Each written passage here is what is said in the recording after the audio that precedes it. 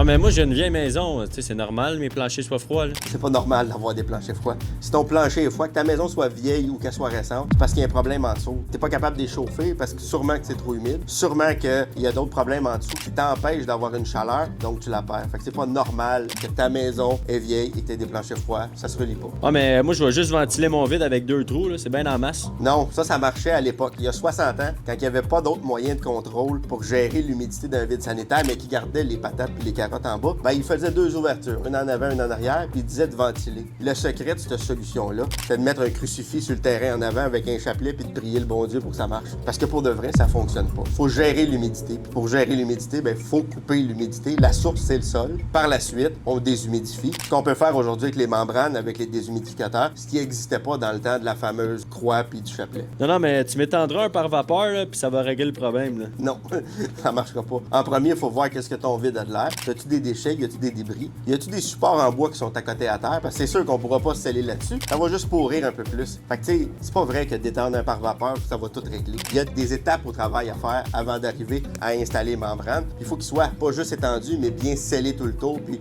au niveau de chaque ouverture.